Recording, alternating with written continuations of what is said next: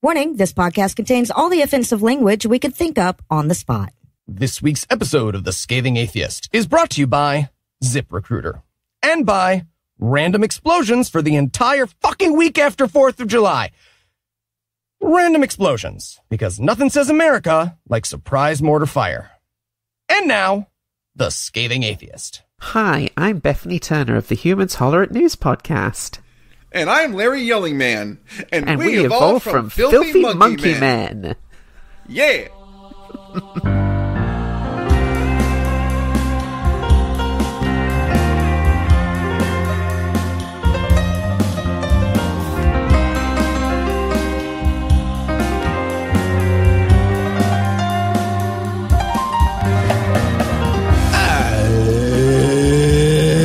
It's Thursday. It's July 11th. And it's International Essential Oils Day. So, congrats to bullshit all over the world. Great job. Sounds like someone needs some lavender. I'm No Illusions. I'm Eli Bosnick. I'm Heath Enright. And from Carly Lloyd's, New Jersey. Hell yeah. Sometimes I do a good one. Cincinnati, Swing State. And Good Husband, Georgia. This is The Scathing Atheist. On this week's episode, America once again votes meh on religion. The Church of England lowers itself into a vat of molten steel and gives us a thumbs up. And Eli will present a book report that never quite gets to the book.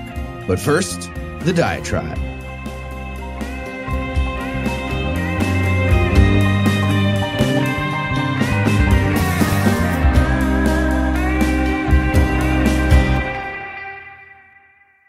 I had a great time over the weekend in Kentucky. Are words that generally don't happen real close together. This past weekend, the Tri-State Freethinkers were doing what I believe was their 4th annual protest of Ken Ham's Testament to Genocide, Incest, and Homophobia, the Ark Encounter theme park.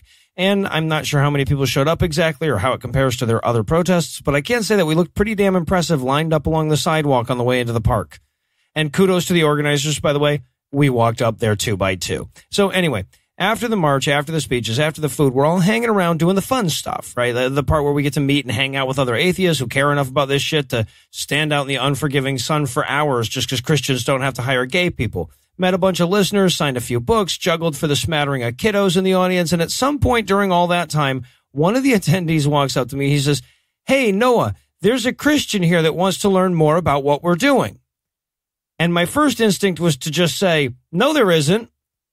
Because, I mean, you know, that's theoretically possible, I guess, right? Maybe somewhere in the world there's a Christian who is thinking to themselves, I wonder what the atheists think about my religion. Sure, hoping I happen by a protest or something where I get a chance to ask them. But statistically speaking, all of us are going to be long dead before that ever happens. It's not worth worrying about. Now, this attendee was no more snowed by the evangelical cover story than I was, right? That wasn't what this was about. It was some fan of the show wanting to see me go full diatribe on this motherfucker.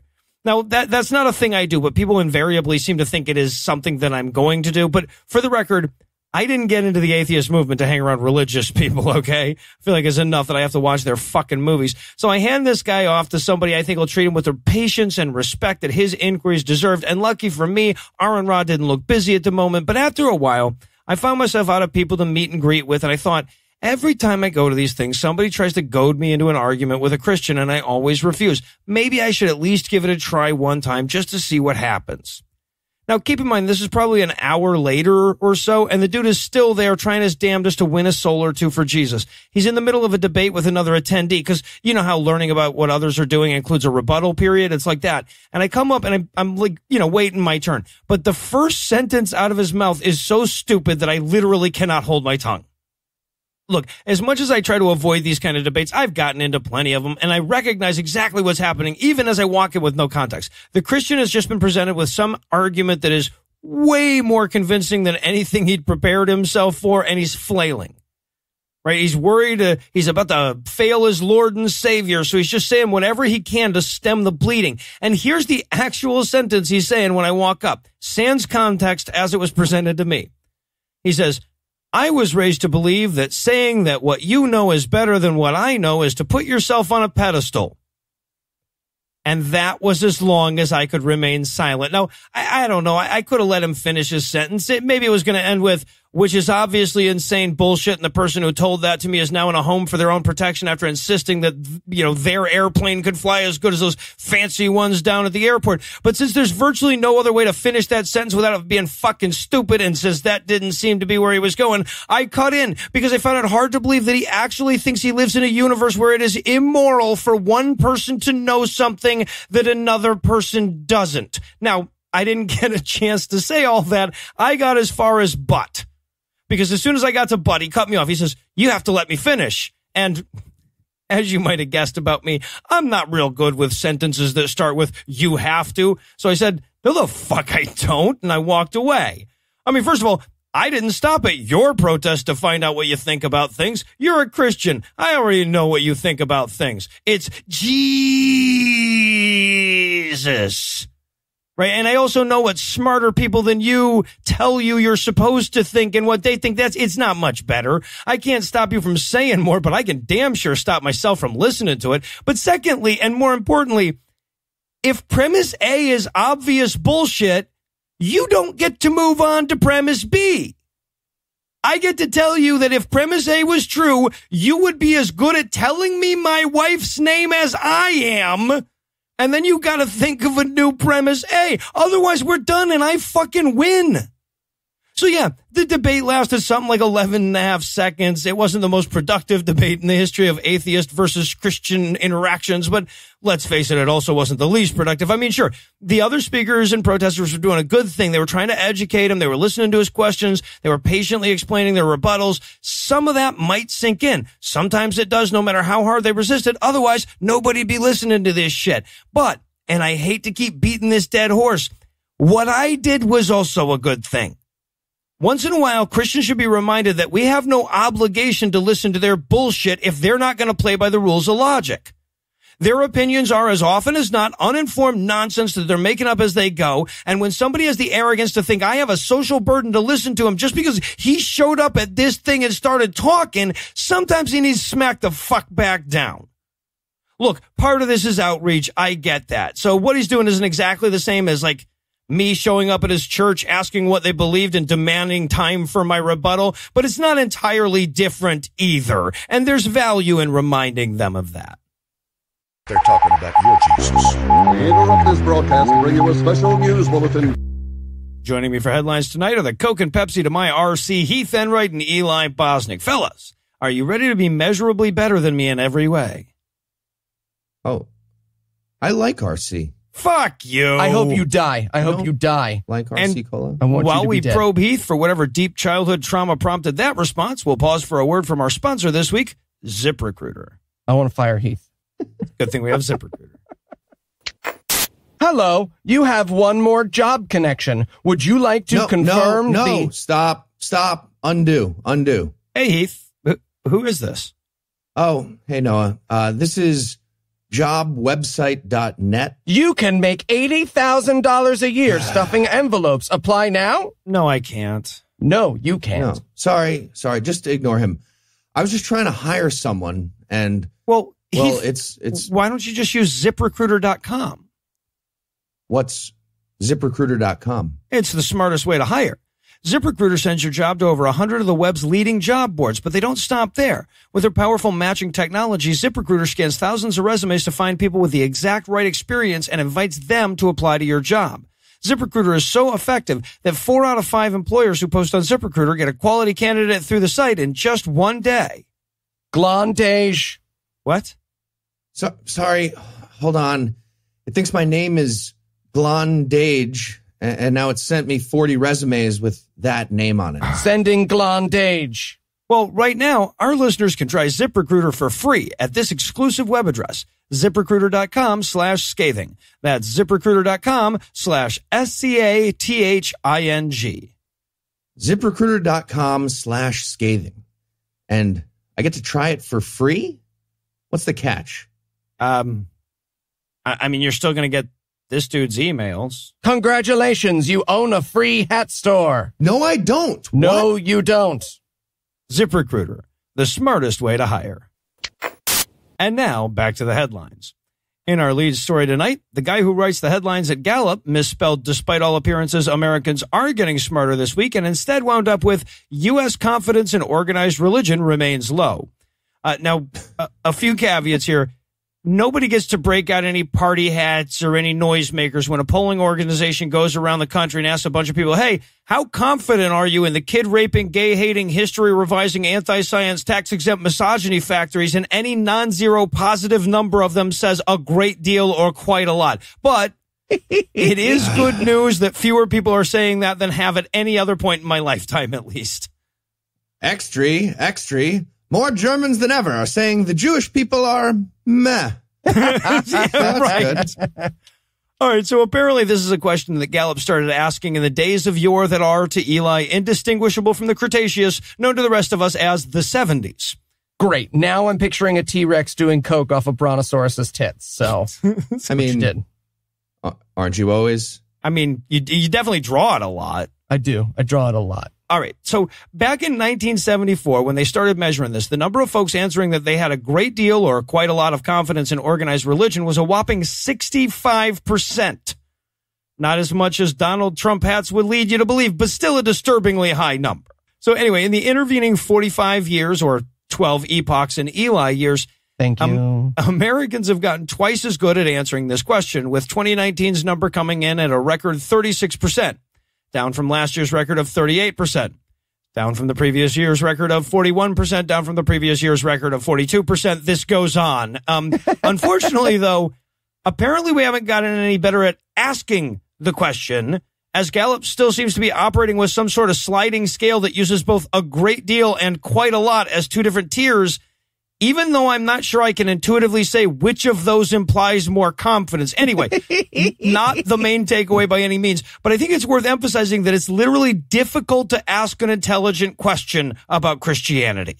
And plus, bright side, at this rate, 12 and a half years from now, everyone in America will be an atheist. No, it's not.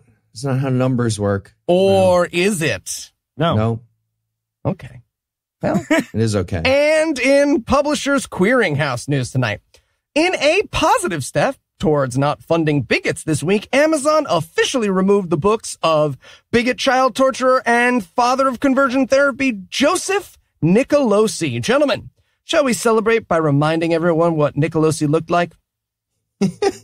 He's pretty rough.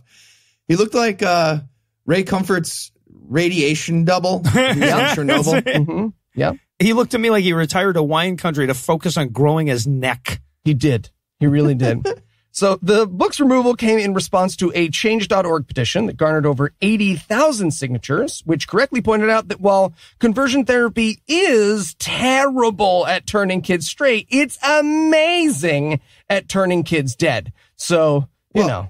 I mean, not NRA levels of good at that. Like, well, no. Like somewhere between ICE and the NRA. That's how good they are at killing kids. Yeah. It's weird that we have this ranking system. It's a weird chart. It's a weird job. It's what we got to do. But not everyone was happy to see If You Give a Mouse an Ookie Cookie taken off the shelves. Charisma News contributor and widescreen edition of Geraldo Rivera, Dr. Michael Brown, took to the only blog on earth read by less people than mine to warn his fellow Christians that the Bible is coming up next. I mean, sure fucking hope so. As long as we're pulling down murder books, we should pull down the biggest murder book, right? Yeah, I mean, that one's way better at making dead kids. Yeah. Okay, so it's like Bible, NRA, ICE. Well, between, somewhere. We'll conversion put a therapy. up. You forgot conversion therapy. Yeah, that's right. Tim, put it on the Facebook page. We'll get a poll going. It'll be fun. All evil. All right. So, according to Dr. Brown, quote, why then should Amazon ban his books but continue to sell the Bible, which provides the theological underpinnings for Dr. Nicolosi's scientific work, end quote.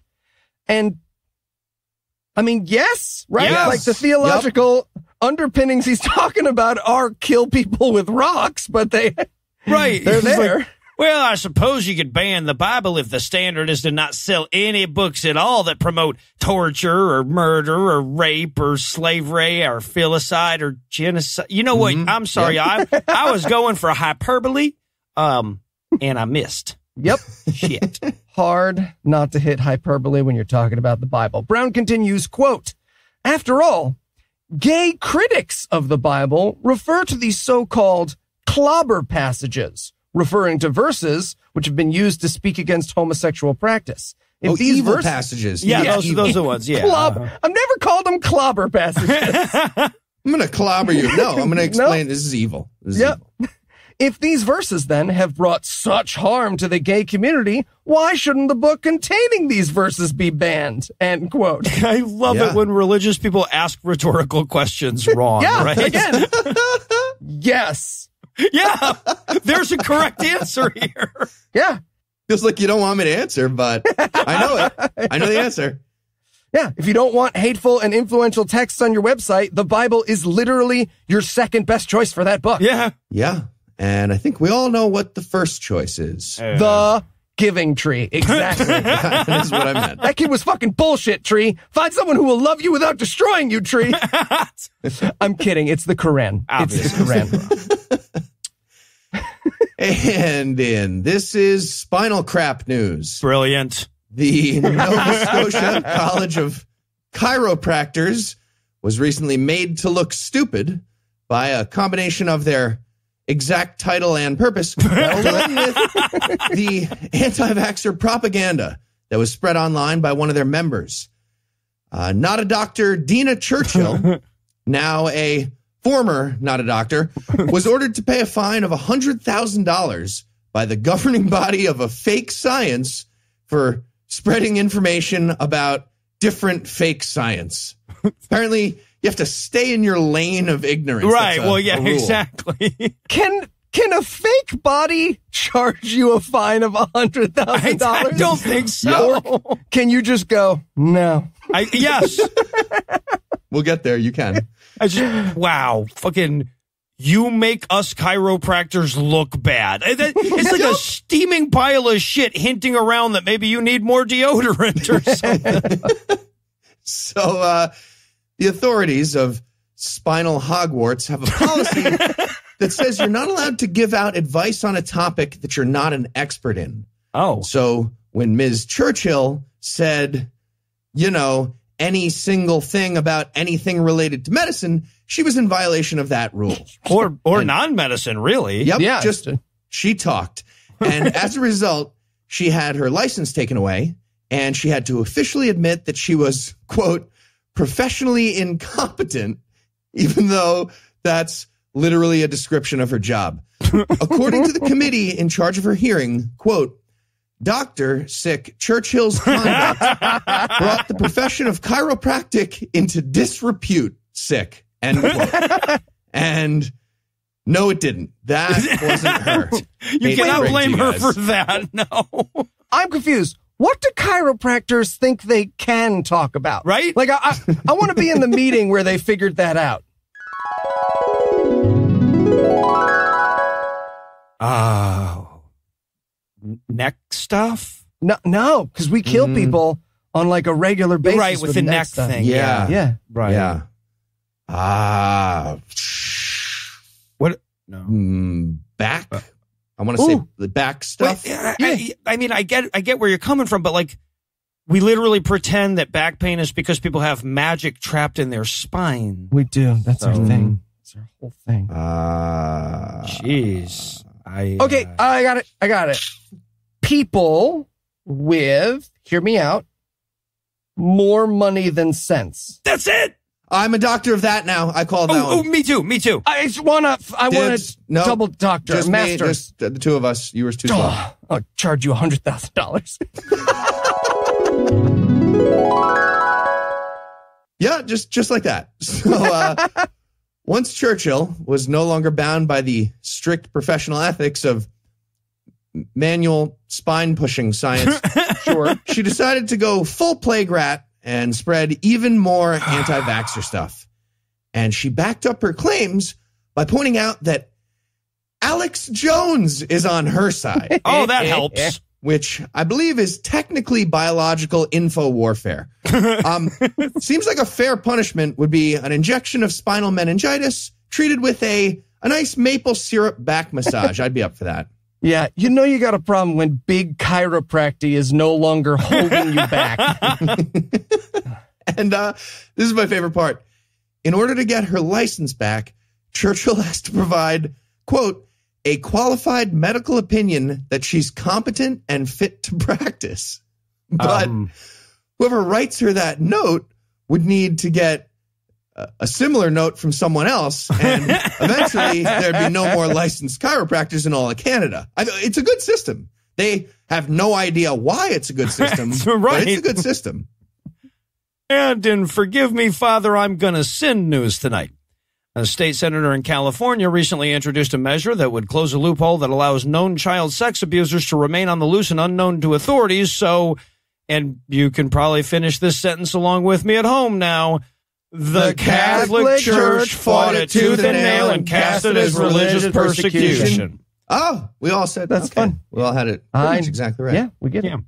So State Senator Jerry Hill introduced SB 360 to remove clergy from the list of people exempt from reporting cases of child sex abuse. And that made sense because they're the profession at the end of any sentence that might start with rapes children like he was a...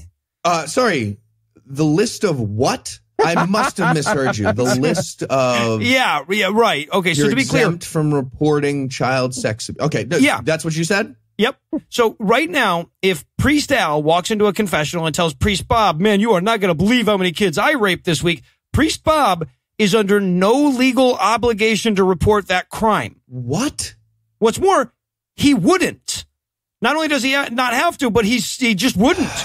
What's more, he'd pat himself on the fucking back for the priestly restraint that it took to do something so noble as protect the secrets of a child sex predator. And what's even more is that he would lobby the state fucking legislature to ensure that he could keep doing nothing about it. Right. And then he'd get back to writing his book about how atheists don't have moral compasses. There you go. And look, that's a weird power to give anyone. It's like hard to imagine a government just suddenly going, look, you all have to report every violent crime you know about except plumbers. But for some reason, priests are on that fucking list. And despite passing through the Senate Appropriations Committee 4-2, this bill couldn't garner enough support in the legislature, so Hill pulled it this week because the international child rape cabal that promises to rape fewer kids next time threw every fucking thing they could at this to make sure they could still rape kids and get away with it.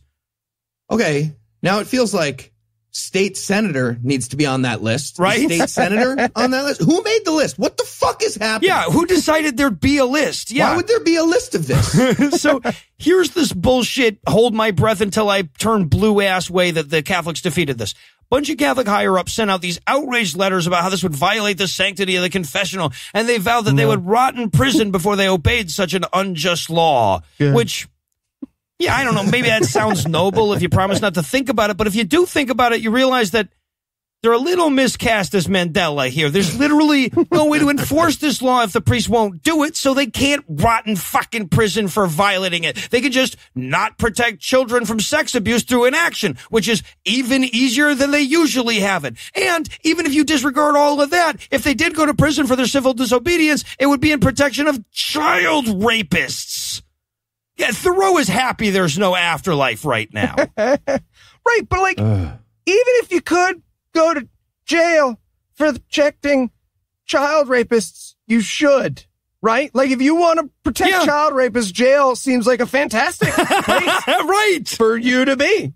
But yeah, I guess that was the clincher, so maybe we can make a rule that it's not illegal for them to tell the lamp next to the cops about their rapist colleagues, or we'll give them a cootie shot if they do. I don't know how their system works. No one does. I want to hack it. And in Krakatoa Lugeons news tonight, we here at the Scathing Atheist are proud to announce we have finally officially decided on our show's favorite bird. I want to give protest is under protest. Big shout out to all the contenders. The cockatrice was well represented early because of its name, obviously. Heath, you ran a valiant campaign for chicken. Yes, I did. Because in Heath's word, he likes chicken. You guys, Noah and Eli, are stupid. Chickens are so good. I don't understand how people don't vote for chickens. This is fucking Sharknado all over again. The chickens aren't self-aware. Fuck you. We need to move forward. We need to move forward as a cast.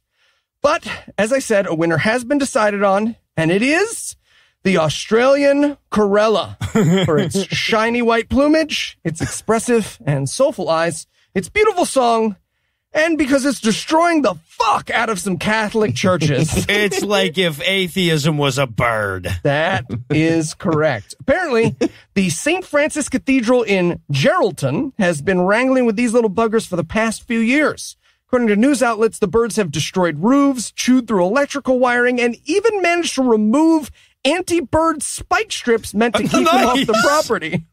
Get this shit out of here. This is the best. This is such good work by Lucinda. When we visited Australia, Lucinda actually taught them to use giant slingshots to fire themselves into the side of the church. Totally worked. Also, in an ironic twist, it looks like the solution the Catholic Church has come up with is birth control. Oh, nice. Yep. The product known as Ovicontrol, which is used internationally to control pigeon populations, would reduce the population down to manageable sizes and avoid them having to poison or otherwise hurt the birds. And when the Catholic Church was asked if they'd consider this in the light of their other policies on birth control, the church replied, yeah, right. Oh, God, we just officially admitted that we ranked the Australian Corella above African people, didn't we? Yep. Shit. We sure did. Shit. Yeah, the hypocrisy and irony here are pretty obvious. That said, there is no word yet on how the birds are reacting to Pope Francis's recommendation of the rhythm method. So keep an eye out on that as we follow up with future news. Next up in headlines, we have a story about Donald Trump's spiritual advisor, her foot surgery, a magical soothsayer from Ghana, and an IV drip that was being possessed by Satan, the Prince of Darkness. Again? So, yep, again. And one last thing for context. Donald Trump is president of the United States, just to be clear. And he's taking advice from Paula White, who recently claimed that Satan tried to kill her intravenously. Yeah. Also, we're pretty sure that she is just Donald in a wig, but go on. I know it's not relevant. I've suspected that for years, actually. Yeah. Yeah. So just in case anyone's not familiar, Trump's spiritual advisor is Paula White, and she's a non-denominational preacher of the Christian prosperity gospel. And that means nobody likes her except apparently Donald Trump. Evangelical Christians call her a heretic for being too untraditional, and everyone else calls her a thief for being a thief. Yeah, right. Also, the evangelicals hate her for being a better thief than they are, because prosperity gospel is basically just Christian tithing plus the Amway scheme, but without any stuff. Yeah, you don't Just even get Amway any bleach or anything. Right. Yeah. Well, they have to call it prosperity gospel because any more specific description would be legally defined as mugging. So it's so fun. Honestly, if the Republicans want to convince me to hate poor people, and they do, forget the racist myths about welfare queens. Just give me the stats on how many people's grandmas are sending Creflo Dollar a check. Right. I'll go full right hand right now. Yeah, if mail fraud and mugging were possible to combine, they've combined it. Yeah. So here's the story we got from Paula White during a recent sermon. Apparently she was about to get foot surgery, but then she got tipped off by God at the last minute that Satan was going to kill her using the IV bag. What? Plus, God had already visited her in dreams 3 times to warn her about this. But she ignored that and went in for the surgery. But right before she's about to get the anesthesia, she's like, wait, hold on. This must have been what God was talking about in those dreams when he said that Satan was going to kill me using the IV drip during my foot surgery. Here I am at this foot surgery. So she yelled to her husband to grab her phone. And right when he grabbed the phone, a magical prophet called from Ghana and said, quote, Mom, you're on a table right now. Get the IV out of your arm. There's a demonic timeline trying to take your life. Timeline? I can't imagine that's the word he thought he was using. He said demonic timeline. So now that she confirmed the dream message from God by checking with a clairvoyant from Ghana. That was all the data she needed. Yeah, so she jumped off the surgery table, told the doctor to take out the IV or she's going to rip it out herself, and then she ran away. Fortunately, surgeons don't have important stuff going on in their lives, so there were no consequences to this. It was totally fine. Also, her foot hurts, but Well, right. I want to hear this exact same story, but from the surgeon's perspective. God. Yeah. Or the perspective of, somebody who needed medical care. Yeah, God right. damn it. Right. we don't have an appointment for 3 weeks. I mean, unless some lady just goes crazy, calls Africa, and runs past. You know what? Actually, you know what? Put me on that opening. wait list. Put me on that wait list. That's going to happen. I was listening to a podcast. Yeah. So again, Donald Trump lets this person go to the White House and say words out loud that he listens to. And she thinks that a magical demon of supreme evil was trying to kill her using the goddamn plot from Murder, She Wrote. What the fuck is happening?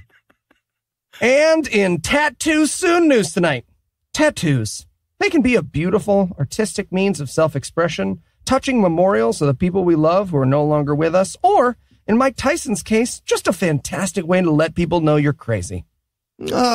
It would be great if that was how Mike Tyson let us know. Right, yeah, no. With just tattoos. Yeah, he got that tattoo a full 7 years after he bit off part of a man's head on pay-per-view. I don't know who was still waiting for confirmation at that and point. that's not even what I was talking about. Yep.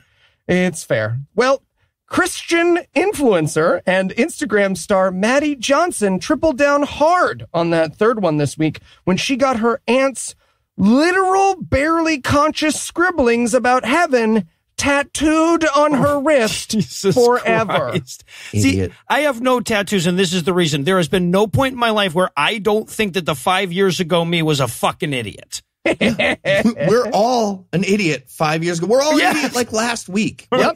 Right. At all times. So, for those listeners who are unfamiliar, Maddie's aunt, Tina Hines, was the winner of 2018's Christian who had a medical thing happen and now they'd like to sell a book award. She had a heart attack while she was preparing for a hike with her husband last year. And luckily, medical personnel were able to reach her. And a couple hours and a bunch of, medicine that is real later, Tina survived. However, surviving a medical procedure is not how you make money in the United States. Actually, the opposite. So she came to, and then she scribbled, "It's real," on a piece of paper, and then pointed at heaven. And now Maddie Jesus Christ. is tattooed. She pointed it at the fucking light bulb. Yep. What? She's tattooed that barely conscious scribble on her body forever. Okay. Well, I hate to be rooting for Aunt Tina to have more near-death experiences, but I am. Because a tattoo that looks like it got redlined by a pedantic professor would make me very happy. Just keep scratching them out. New one. That would be fantastic. Right. And look, some of our listeners are probably thinking, come on, Eli, there have to be dumber tattoos than this. And those listeners, you need to click the link in the show notes and look at this thing. Oh, it looks like a margin note from the 7 notebooks or something. Yeah, it is awesome. It looks like a drunk chicken doing the electric slide at his nephew's bar mitzvah. And now, again, just to be clear, she has it on her wrist forever. Lovely. And finally tonight, in Ouroboros news, thanks to its own bigotry, the Church of England is currently running around in a circle with its tail in its mouth, like a slow-witted Nazi snake this week, after realizing they accidentally tricked themselves into accepting gay marriage. That's and real. Trans people, actually. They did. And much like just about every other church, they were already acting like a slow-witted Nazi snake. Yeah. But this time, it's especially fun to watch because the reason for their latest spinny meltdown is their own list of stuff they hate conflicting with itself. This story is delightful. And we've already had a story about sex-crazed pigeons on a path of destruction, just to give you an idea of the scale we're starting at here. So here's how the Church of England got there. First, they spent the last 5 centuries listing stuff they hate and building bridges out of women to see if they know math. And they've been pretty much entirely focused on the list of hating ever since. Yeah. And it finally got too long, and 2 of their items contradicted. They officially hate gay people, and they officially don't even recognize the existence of trans people. Wait, how does that... do you hear a voice? I don't hear anybody. Wait, I don't... That's ridiculous. So when they marry a man and a woman, and then one of those people realizes they're trans, that means the church is stuck with either A, condoning a same-sex marriage that they created and pretending trans people don't exist, or B, admitting that trans people exist and condemning the same-sex marriage. Oh, no. This is the best. All right, Dave, Tiffany, new rule. We need you to pretend that she is dead. She's dead. Oh my God, this is like the ending of War Games if the bad guy was bigotry instead of a computer. Amazing.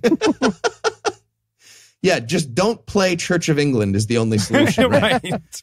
So the church had 2 choices, and as you might have guessed, they went with option C, evil robot malfunction. So we got to watch them spin around just yelling, must hate gay, trans, and my face exploded. I tried to hate both.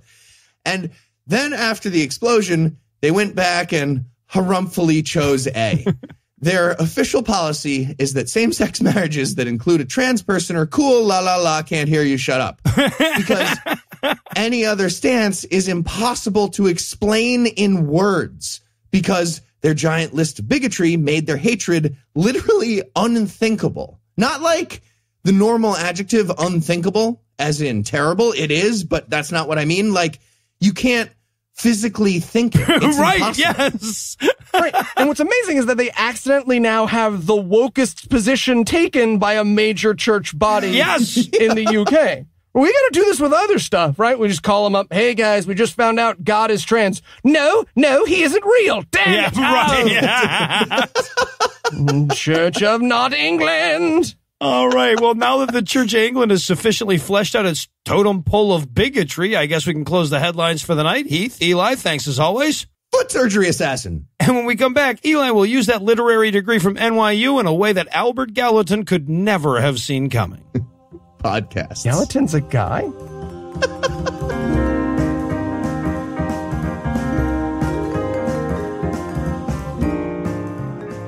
As we approach the end of The Pearl of Great Price, which is just another way of saying as we start reading that short-ass excuse for a book, it occurs to us that in the modern day, most Christians don't actually get their theology from their holy books.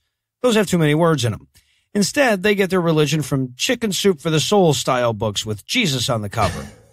Of course, gluttons for punishment that we are, we figured we should probably tackle a few of those as well. So today we're going to break down one of the top apologetic authors in the world, despite being really bad at making words happen. So tell us, Eli, who is Hilary Morgan Ferrer?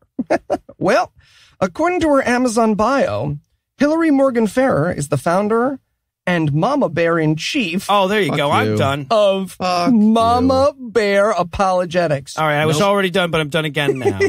She feels Swipe left. Yep, she feels a burden for providing accessible apologetics resources for busy moms.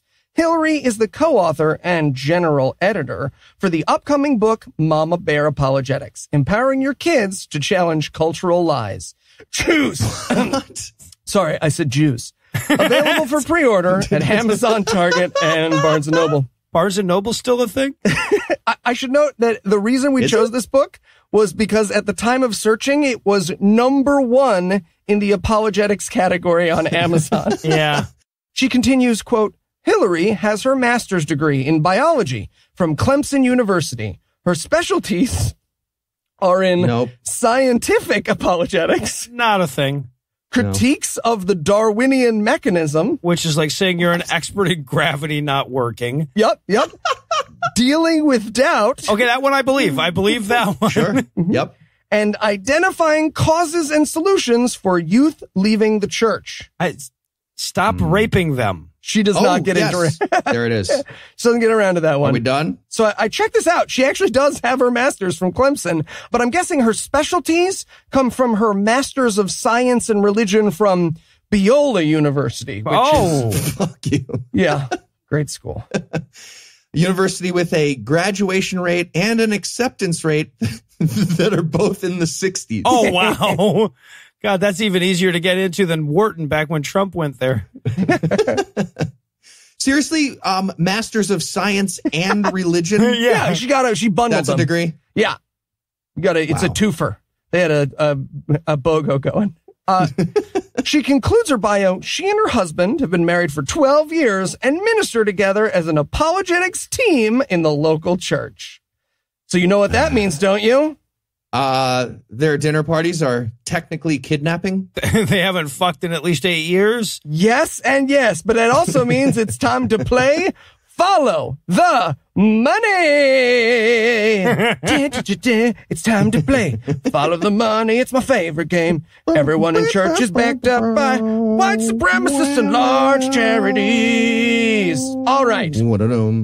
So, on Hilary's Facebook page, she let us know that she works for 2 501(c)(3) tax-exempt charities. The first one is the Women in Apologetics charity, which, according to the charity lookup website I employed, sadly made no money this year. Yeah, despite holding several events and speaking arrangements, etc., they just didn't make any money. I get it. Sometimes you make $0 on your giant church-funded apologetics charity. Yeah, it happens. Always. Yeah. Women in apologetics. At least it's good to see women finally breaking that glass ceiling in the lying sector. Is moving on now. But don't worry, I know you're worried about her. If you go to her website and want to support Mama Bear Apologetics, you'll find that they actually operate under the umbrella charity of Faith and Learning International, whose income in 2017 was just over $3 million. Oh, wow. The vast majority of which is spent sending missions to Africa and Central America. Because nothing says Mama Bear like spending $3 million a year changing other people's kids' religion. Am I right? Yeah. I love how much they spend sending missionaries to places that are already all Christian, right? Like Central America, really? You can make some Christians while you're there. Good. But Eli, you say, is she a bigot? I mean, I would have put the words in a slightly different order when I would, and not a question. Well, there you go. There you go. Period at the end. Yeah, me too. I also wouldn't have put a period between you say and is she, but maybe that's just me. Yeah, sure.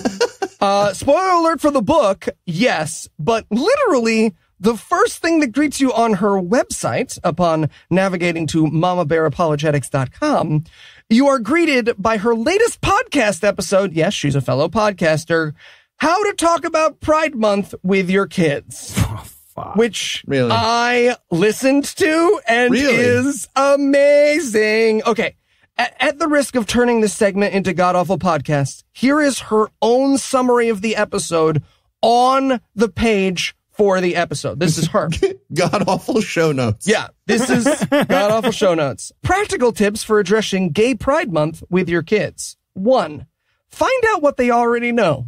Ask about the rainbow. What is it? What does it mean? And what does culture Jews say it means? Sorry, Jews. I got a thing. Ask your kid if their teachers are still pretending indigo and violet are 2 different colors. That's 2, educate about what the movement is. Why June is Gay Pride Month. Some of the history and frustrations that led to it coming about. Yes. Please tell your Christian kids about the anti-gay Gestapo tactics at the Stonewall Inn. Right. Yes, do that. Yeah. No, I love the thought of some parent taking this one way too seriously. They bust out a little chart with like all the different positions 2 men can manage, a little pointer. 3, raising your kids in a countercultural world. We need to be living as if we are in Babylon. What? Drink plenty of liquids? Make America Mesopotamia again. There you go. Learn what culture was teaching them, but do not compromise your faith, e.g. Daniel, Shardach, Meshach, and Abednego. Yeah, no, it's important your children learn about burning to death for their religion. It's a weird first example. Thank you. Thank you for calling that up. You don't have to give up everything, but expect to be different. And then this is my favorite part of this section. Oh, this is amazing. Yes. Exposure to germs helps the immune system attack foreign invaders. It is the same with faith. If we keep our kids away from any spiritual bacteria, then they won't be prepared for the onslaught of attacks in middle school, high school, and college. I just, sprinkle a little bit Jewish hair in his food every morning, keeps him inoculated. She continues, attacks are going to be attractive and convincing. We get it, Hilary, you're gay. Train them early. Buy the Mama Bear book to help you. Yeah, right. No, nothing will help more than giving her money. Exactly. Also, final show note, dealing with people versus how we deal with biblical commands. Sometimes we can be unyielding with people and overly gracious to the point of compromise with Scripture. In reality, we need to take hold of what is true, Scripture, but extend the graciousness. That's in the show notes. It's just Scripture, in case you forgot. Yeah, right. But extend the graciousness of Christ as we witness to those who are not believers or are weaker/newer believers. Translation, homophobic slurs should have a nice, pleasant tone of voice. Yes, right. That's what we call the moral high ground. All right, so we're Gross. 4 pages into the book report. I guess we should mention the book. So this week, we tasked Eli with reading Mama Bear Apologetics. That's Ferrer's flagship work. So what were your first impressions, Eli? Jews. We literally are on the title page, 0 pages into this book before she lets us know she's used 6 different Bibles for this book. Because of how inherent the Word of God is. Because of the inerrancy, exactly, yeah. Yeah. Then in the acknowledgments, it says... This is the best. Right. If you're looking to read this book, you're probably thinking, wait a second, a lady reading and writing? What do their husbands think of this? Yes. Don't worry, she's got you covered. She says, quote, to start out with, we all want to thank our amazing husbands. Ready for white names? John, Todd, Howard, Bill, Lee, Kyle, and Mike. They really got a Kyle? Yep. That's a real list of names. I was waiting for a Jeeves in Yep. there. For the way they supported us during this project, you put up with our late night Skype calls, our endless text chains, and the hours of writing and rewriting. We are honored to be called your beloveds. Each individually, not collectively. This isn't a cult. What? Wait, what?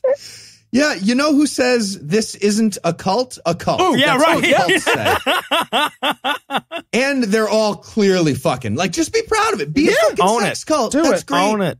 Fuck whoever you want. Own it. And of course, she wraps up the acknowledgments by thanking our Lord Jesus, without whom we would have nothing of substance to say. I love it when Valid. Christians are accidentally correct, right? No, yeah, there is no Jesus, and you have nothing of substance to say. Well done. Yeah. So now it's time for the forward. Okay. This is the section that comes before the backward, Yeah, according to the way it in seems to be this case spelled it here. is. Yeah. It's by Nancy Piercy, author of Love Thy Body. In case you don't know about Nancy Piercy, here's the blurb for Love Thy Body. In Love Thy Body, best-selling author Nancy Piercy goes beyond politically correct talking points. Reed uses the N-word. Yeah. To offer a riveting expose of the dehumanizing secularist ethos. Read Black Little Mermaid. That shapes the critical, moral, and socio-political issues of our day. Formerly an agnostic, Piercy has been hailed in The Economist as America's preeminent evangelical Protestant female intellectual. What? Wait.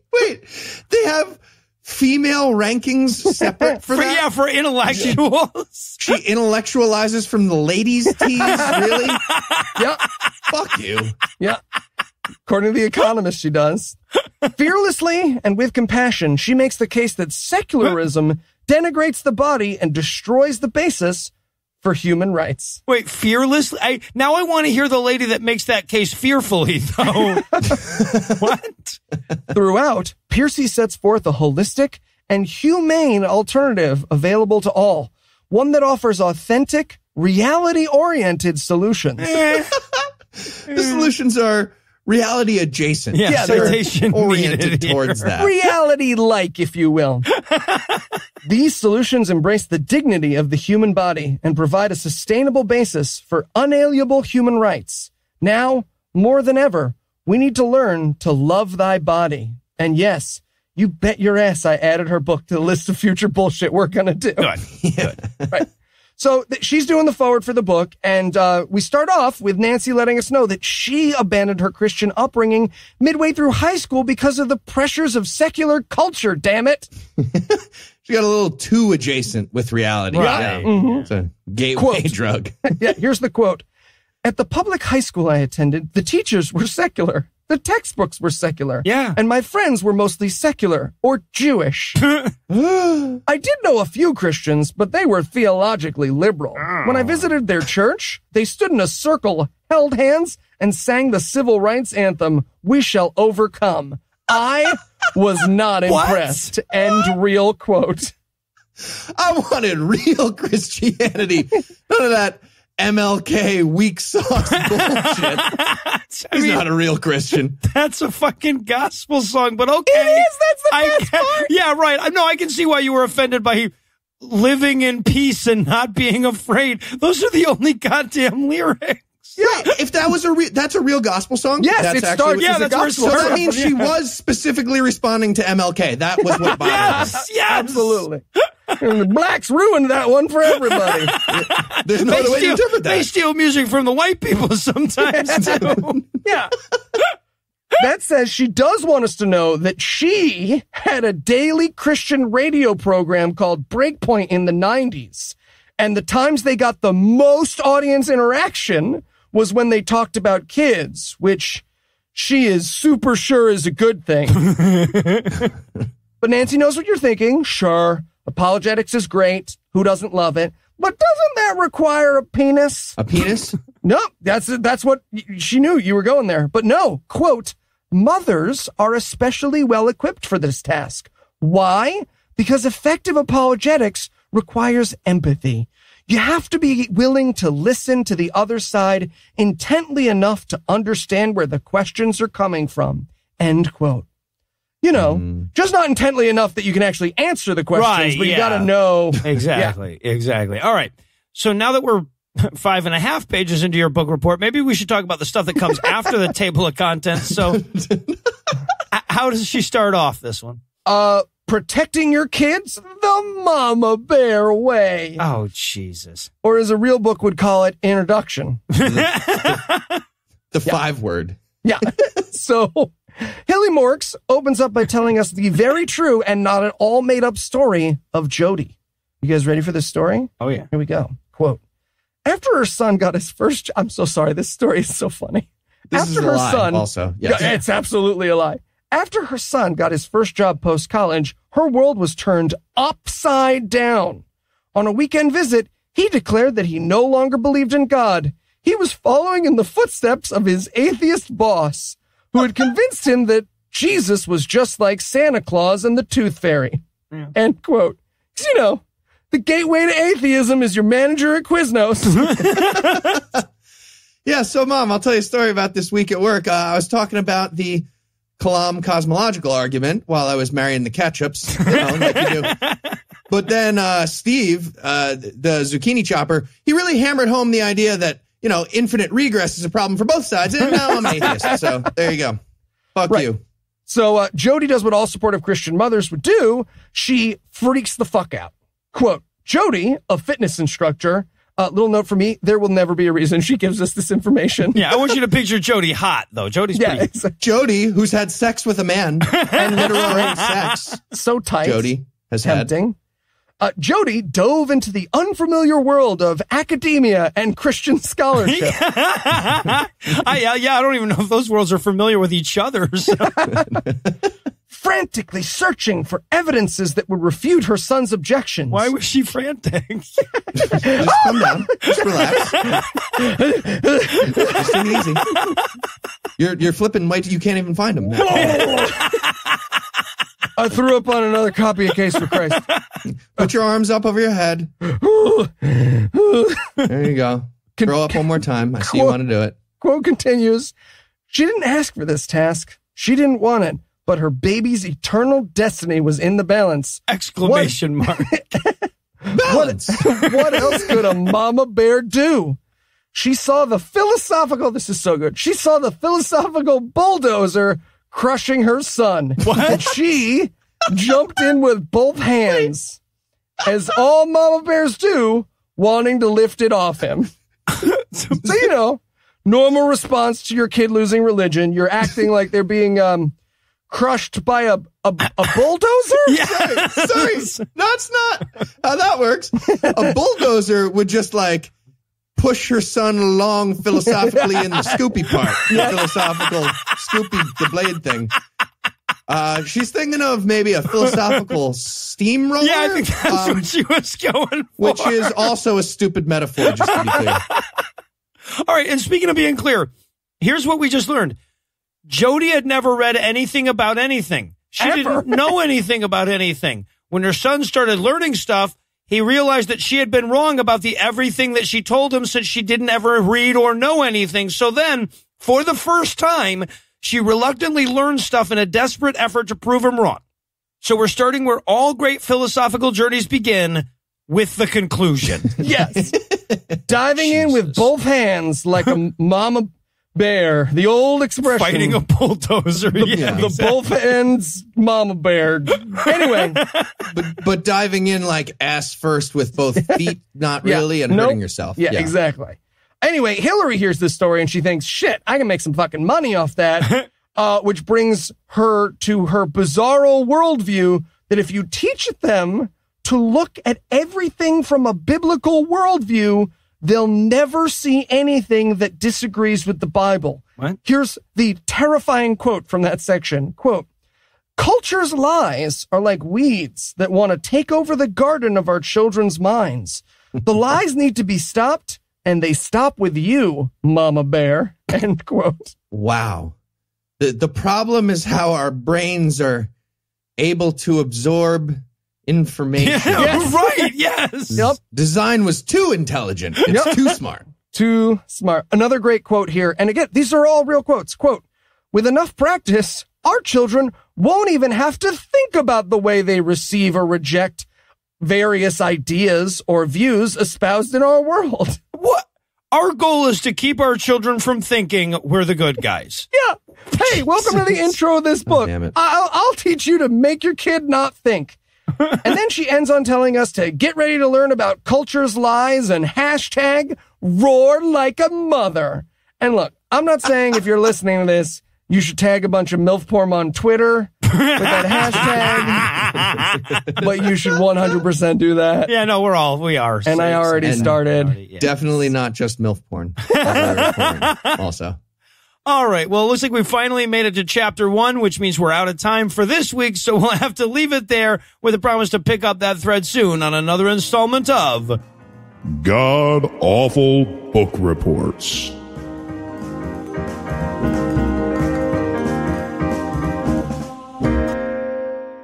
Before we double tap tonight, I want to remind you that there's still time to see us live in Virginia Beach at the end of this month. We're going to be recording a live episode of God Awful Movies, and there's still a few Platinum Night tickets left, so you can pre-screen the movie with us, eat a fancy dinner. You'll find links on the show notes for the whole thing. Anyway, that's all the blasphemy we've got for you tonight. We'll be back in 10,022 minutes with more. If you can't wait that long, be on the lookout for a brand new episode of our sister show's Hot Friend God Awful Movies, debuting at 7 a.m. Eastern on Tuesday, and an even newer episode of our half-sister show Citation Needed, debuting at noon Eastern on Wednesday. Obviously, this would be a poor excuse for an episode if I neglected to thank Heath Enright for never backing down in the face of danger. I need to thank the lovely and talented Lucinda Lugeons for never shying away from a fight, and I need to thank the lovely in his own way Eli Bosnick for always providing ample moral support from a safe distance. Also, got to thank Bethany and Larry from the Humans Holler at News podcast for providing this week's Ferns with Quote. Incidentally, if you've been yelling at the news and you want some company, you'll find their show linked in the show notes. But most of all, of course, I want to thank this week's best people, Christopher, Todd, Pished Boy, and Luke, who are so skilled Battletoads lie about having beaten them. Together, these four forthright fornicators forewent formidable foreboding to fortify our fortunes this week by giving us money. Not everybody has the alliterative qualities it takes to give us money, but if you think you're up to the challenge, you can make a per-episode donation at patreon.com/Scathing Atheist, whereby you'll earn early access to an extended ad-free version of every episode, or you can make a one-time donation by clicking on the donate button on the right side of the homepage at scathingatheist.com. And if you'd like to help, but you can't do the money part, you can also help a ton by leaving a 5-star review on iTunes, telling a friend about the show, and liking our Facebook page. Legal services for this podcast are provided by the law offices of P. Andrew Torres. Tim Robinson handles our social media, and our audio engineer is Morgan Clark, who also wrote all the music that was used in this episode, which was used with permission. If you have questions, comments, or death threats, you find all the contact info on the contact page at scathingatheist.com.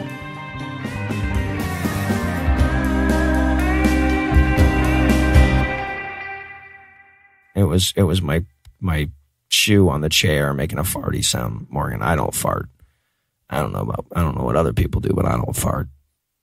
The preceding podcast was a production of Puzzle and a Thunderstorm, LLC, copyright 2019, all rights reserved.